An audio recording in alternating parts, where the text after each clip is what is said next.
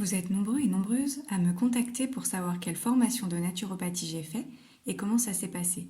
C'est donc ce que nous allons voir aujourd'hui dans Les Bonnes Ondes de Maurice, votre nouveau podcast qui parlera de naturopathie humaine et animale, de plantes sauvages et de cuisine végétale. Je suis Élodie Michel, naturopathe pour humains et animaux pour heureux qui comme Maurice. N'hésitez pas à me suivre sur les réseaux sociaux et partager ce podcast car aujourd'hui je vais vous raconter la belle histoire de mes formations en naturopathie. Je vais d'abord vous expliquer pourquoi je me suis reconvertie, comment et pourquoi j'ai choisi mes formations et ce que j'en ai pensé.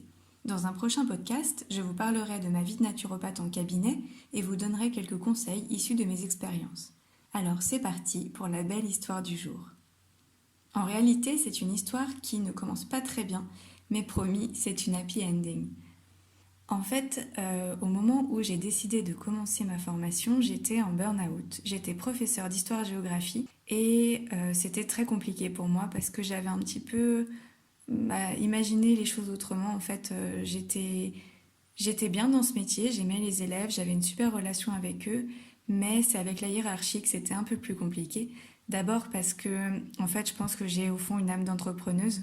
J'aime faire les choses par moi-même et j'ai un petit peu du mal à respecter toujours les consignes difficiles.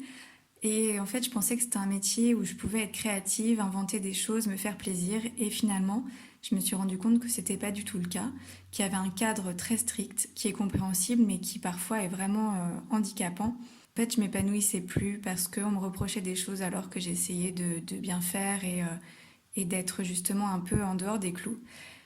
Et voilà, c'était dur pour moi, vraiment très difficile, comme pour tous les burn-out de toute façon. Je me suis retrouvée à pleurer dans ma baignoire le soir, enfin vraiment j'étais dans un état déplorable. Et puis un matin, j'ai pas pu me réveiller, j'ai pas pu me lever, je suis pas allée bosser. Et là je me suis dit écoute, il faut que tu fasses quelque chose, j'avais vraiment des idées noires, enfin c'était terrible cette période-là. Au lieu de me morfondre et de dire que c'était fini pour moi, je me suis dit, écoute, il faut que tu te relèves, il faut que tu fasses quelque chose pour toi, que tu t'offres cette vie dont tu rêves, c'est-à-dire d'être autonome en fait, de pas dépendre des autres. Et quand j'ai fait ce chemin-là dans ma tête, je me suis dit que en fait, il y avait un métier qui me plaisait et que c'était une évidence. Et que ce métier, c'était celui de naturopathe, puisqu'en fait, j'ai vécu avant ça 2 maladies assez lourdes et handicapantes. Et je m'en suis sortie en modifiant mon hygiène de vie, avec finalement ce que je ne savais pas encore être la naturopathie. Et je me suis beaucoup renseignée par la suite, j'ai lu énormément. Et donc voilà, quand j'ai décidé de me reconvertir, eh bien, j'ai choisi ce métier qui, pour moi, était une évidence, puisque j'ai toujours été aussi très, très en lien avec la nature, avec ses énergies, et donc voilà, tout ça faisait que la naturopathie était le métier qu'il me fallait. Il y avait aussi le fait que je pouvais être à mon compte, ne dépendre de personne, puis me faire plaisir en étant créative et en aidant les gens. Ça, pour moi, c'est crucial. Une de mes missions aussi de vie, c'est de transmettre mes connaissances. J'aime énormément me former. C'est une passion pour moi, en fait, d'apprendre en permanence. Et c'est surtout important de transmettre. Donc ça, c'est ce que j'avais dans mon métier de prof, mais comme je vous l'ai dit, ça ne me suffisait pas. Et donc la naturopathie, eh bien, ça a été, je le répète, mais c'est important, c'était une évidence. Je le dis parce que j'ai rencontré des gens pour qui c'était pas forcément évident. Ça pouvait être suite à un bilan de compétences, par exemple. Et puis, bon, après, je dis pas qu'ils ont pas apprécié ce qu'ils faisaient, bien sûr. Mais, euh, mais voilà, pour moi, c'est important de vivre aussi ce qu'on prône. Donc j'étais dans cette démarche de passion et il a fallu choisir l'école dans laquelle j'allais faire cette formation. Et en fait, j'avais des exigences assez élevées parce que je voulais pas faire ça sur Groupon à 50 €. Sachez que ça existe malheureusement. Ni en 2 heures par semaine. C'était pas le but. Donc j'ai vraiment fait des recherches approfondies pour trouver une bonne école. Alors ce qu'il faut savoir, et ça c'est le premier point très important, c'est qu'une bonne école de naturopathie à l'heure actuelle, ça coûte très cher. En fait, c'est des écoles privées puisque la naturopathie n'est pas reconnue par l'État. Moi, c'était un vrai problème, ce financement, puisqu'en fait, j'ai démissionné de mon poste, donc je n'ai pas touché le chômage du tout. Évidemment, on vit en couple et puis il y a des contraintes, on a un chien, etc. On avait un loyer à payer. Et j'ai décidé de me lancer quand même parce que, comme je vous l'ai dit tout à l'heure, j'étais vraiment mal. Et il fallait trouver une solution.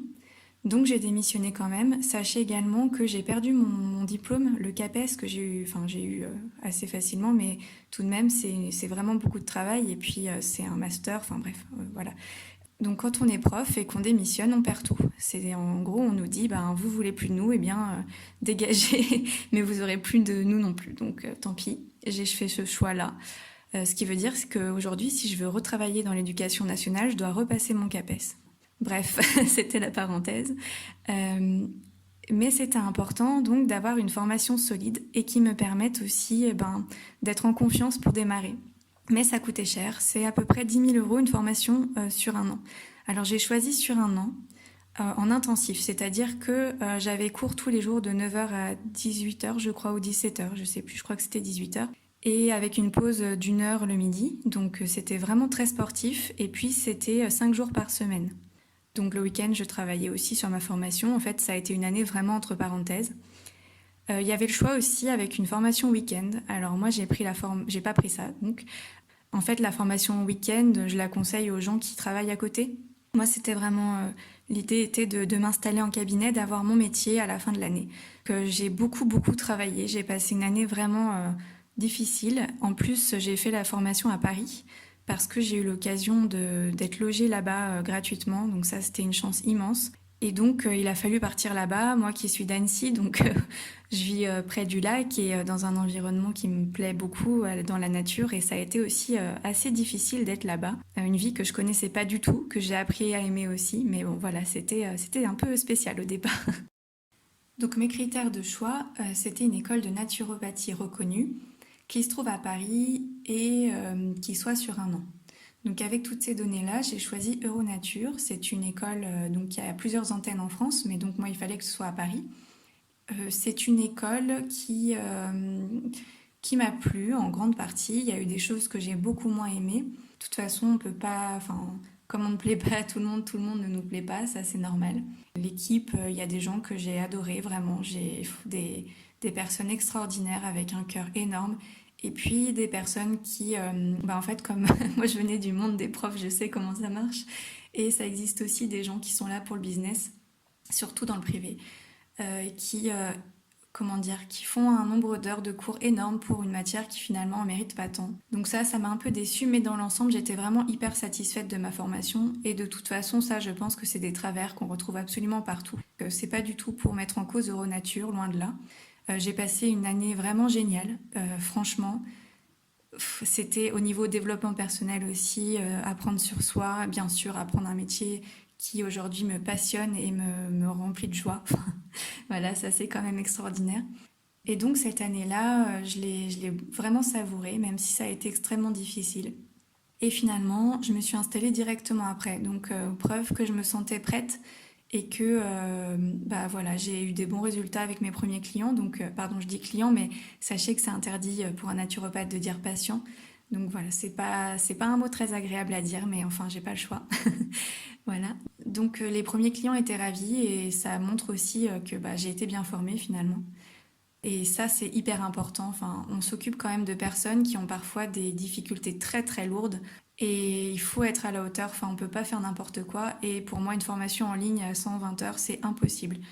On peut pas être sérieux, on peut pas faire les choses bien quand on est formé comme ça. Évidemment, vous pouvez le faire, hein, ça vous regarde. Mais moi, je le conseille absolument pas. Enfin, c'est un métier, c'est pas un jeu qu'on fait le soir en rentrant chez soi. Donc, il faut être sérieux. Il faut montrer une bonne image aussi de ce métier-là qui est déjà décrié aussi en partie par à cause de personnes qui sortent de ces formations-là faites un peu à l'arrache. C'est vraiment détruire une profession qui est très importante. Enfin, c'est de la prévention de santé. On aide les gens à aller mieux. Il y a une partie aussi émotionnelle, psychologique. Si la personne en face est pas capable de faire son métier correctement, ça peut vraiment ruiner quelqu'un. Enfin, voilà, c'est pas possible de faire ça n'importe comment. Donc je tiens vraiment à ça pour moi. Toutes les personnes qui m'appellent en me disant «Oh, j'ai envie de faire une formation naturo, qu'est-ce que je peux faire?» Je dis surtout ne la faites pas en ligne. Après, il y a peut-être des formations en ligne sérieuses. Là, franchement, je peux pas dire, mais de toute façon, je vois pas comment on peut apprendre la réflexologie plantaire en ligne, par exemple. Pour moi, c'est une hérésie. Enfin, il faut toucher, il faut apprendre en pratiquant. De même, l'iridologie, si on n'a pas vu un œil de sa vie, on peut pas être iridologue, c'est pas possible. Donc voilà, il y a plusieurs choses comme ça qui me paraissent impossibles en ligne. Et pourtant, on trouve des formations qui proposent de la réflexologie et de l'iridologie. Donc faites bien attention à ça. Ok, c'est moins cher. en ligne, effectivement, mais vous n'aurez pas toute cette expérience. De même, en école, on fait des consultations. Il y a beaucoup d'heures de consultation avec des personnes qui viennent de l'extérieur, des vrais clients en fait.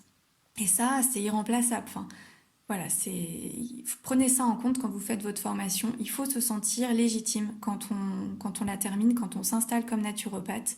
Il faut avoir de l'expérience, sinon vous ne serez pas forcément le meilleur. Et puis en plus de ça, les gens seront peut-être pas forcément satisfaits. Alors, par contre, je suis quelqu'un qui respecte beaucoup les autodidactes, mais il faut quand même avoir des connaissances. Enfin, voilà, ne serait-ce que des connaissances en physiologie, ça c'est ultra important. En nutrition, enfin, il y a beaucoup de matières. Hein, on n'est pas les médecins des plantes, c'est pas du tout ça. Il n'y a pas que de la phyto, donc il suffit pas de lire un livre de phyto pour être un naturopathe, c'est pas du tout l'idée. Tout ça c'est très important. Prenez en compte ce que je dis par rapport à la pratique, etc. Je pense que c'est nécessaire.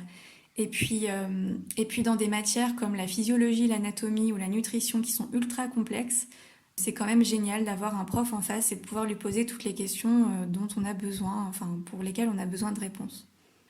Alors je conçois effectivement qu'on ne peut pas tous démissionner. Moi honnêtement, j'avais pas de sous de côté quand j'ai démissionné. Par contre, j'ai eu la chance d'être hébergée gratuitement. Donc ça, évidemment, tout le monde ne peut pas le faire. Mais si vous avez la possibilité de faire en sorte, et on peut toujours dans la vie trouver des solutions, de faire cette formation en présentiel, même en week-end, franchement, faites-le parce que vous serez beaucoup mieux suivi, à mon sens, qu'en ligne. Après, pour ce qui est de ma formation de naturopathie animale, là, je l'ai faite en ligne. Pourquoi ? D'abord parce que les écoles de naturopathie animale sont extrêmement rares. Et puis parce que j'avais des bases très solides en naturopathie humaine que j'ai pu transposer dans la naturopathie animale. Du coup, j'ai choisi l'ESNA. C'est une école suisse qui, à mon sens, est vraiment géniale. Par contre, heureusement que j'avais fait ma formation de naturopathie humaine avant parce que j'aurais vraiment, vraiment galéré. J'aurais vraiment eu du mal à comprendre certains fonctionnements puisqu'en fait, on est des animaux, nous, hein, on est bien d'accord. Donc on fonctionne en partie comme les chiens, les chats et les chevaux. Même s'il y a des grosses différences anatomiques et physiologiques, mais les termes sont les mêmes, la plupart des systèmes fonctionnent de la même façon. Et tout ça, je le savais déjà. Donc finalement, il m'a suffi de comprendre les différences pour pouvoir être naturopathe animal. Et donc, oui, c'était génial, il y avait énormément de contenu, j'ai appris plein de choses, mais sans ma formation initiale, j'aurais vraiment, vraiment galéré. Donc, je ne vous conseille pas de commencer par cette formation de l'ESNA, même si j'adore cette école et que j'en suis ravie. Mais voilà, il faut des bases avant de se lancer, je pense que c'est super important. Écoutez, n'hésitez pas... Ah oui, pardon, un dernier petit mot. Un naturopathe, normalement, il continue à se former toute sa vie. Et ça, c'est ultra important quand vous choisissez le vôtre, de voir s'il continue de se former. Tout simplement parce qu'il y a des découvertes scientifiques qui sont faites et que si on n'est pas à jour, eh bien, c'est un peu dommage. Et en plus de ça, et un peu dangereux aussi. Et puis en plus de ça... La formation de naturopathie, elle est géniale, mais elle va pas forcément toujours très en profondeur sur tous les sujets. Donc une formation continue permet d'aller plus en profondeur sur des sujets et les formations sont en général faites par des médecins, des nutritionnistes, des pontes de leur domaine. Donc regardez tout ça. Et puis surtout, si vous voulez être naturopathe vous-même, sachez que il faut quand même aimer apprendre des nouvelles informations, c'est important pour pouvoir les transmettre à vos clients ensuite. Donc n'hésitez pas, si vous avez des questions, des remarques, je suis là pour vous écouter et vous répondre. Tous les contacts sont sur le site heureuxquicommemaurice.fr dans la rubrique Contact. Et puis écoutez, à très bientôt pour un nouveau podcast et prenez soin de vous. À bientôt!